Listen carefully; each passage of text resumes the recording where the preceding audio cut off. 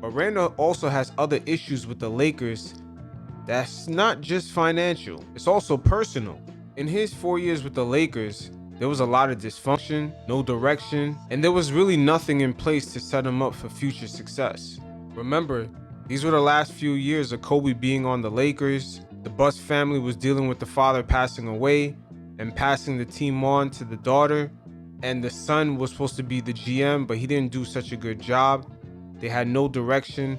They hired Brian Scott as a coach, and he has major issues giving young guys minutes. He kind of gave all the rookies from D'Angelo Russell to Jordan Clarkson to Randle to Lance Jr. He gave them all about 25 minutes a game for like 2 seasons straight. It was weird. It's like he couldn't make a decision. And when they ended up firing him, he said that had he known he was supposed to win games, he would have never played the young guys. That's one thing I never understood with his hire. He does not like to play young guys, but all they had on the team was young guys besides Kobe. It shows you right there that they really had no direction. I mean, they had a stretch where they could even land any serious meetings with big-time free agents. Once again, the Los Angeles Lakers had a stretch where they could not land any meetings with big-time free agents. That shit is crazy.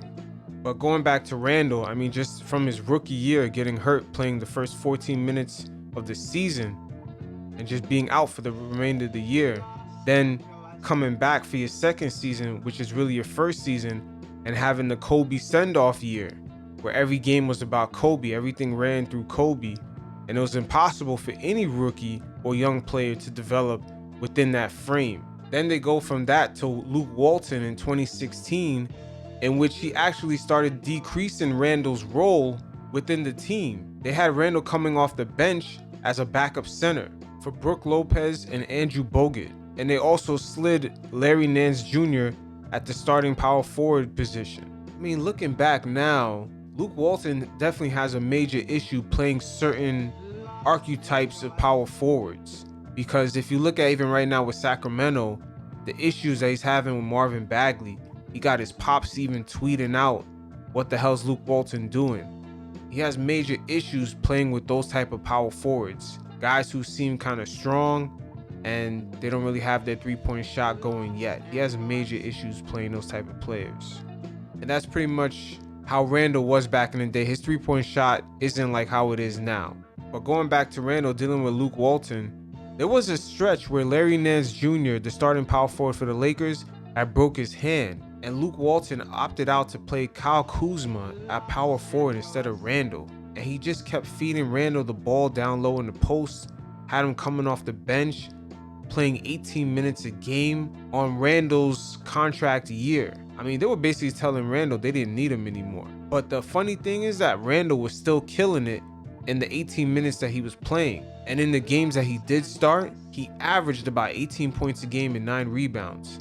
So definitely Laker fans were definitely seeing flashes of what Randle could be. But once again, Luke Walton, he did not use them correct. And on the Knicks right now, we see the effective way that Julius Randle could be used, because Tibbs this season has allowed Randle to handle the ball at the top of the key and kind of initiate some offense and get things going. And the results for the most part has been more than positive.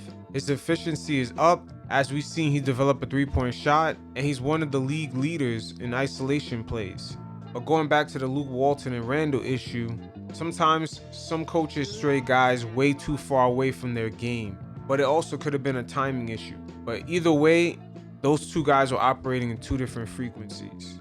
And in LA, around 2018, it just wasn't the players and the coaches operating in different frequencies. It was even with management, as Magic Johnson took over and he was on a completely different frequency, as he was trying to clear up 2 max slots to get key guys to come to the Lakers. Kawhi Leonard at the time let it be known that he wanted a trade, so the Lakers were trying to get him, and also Paul George was going to be a free agent that summer.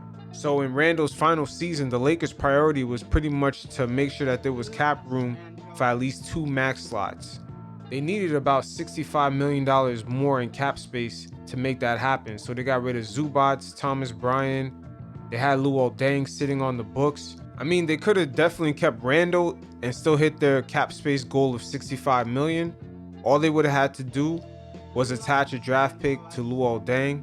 but they decided not to do it. I guess Randle wasn't that important, because his cap hit, had they give him a qualifying offer, would have only been $12.5 million. It's nothing crazy, but yet they let Randle just walk.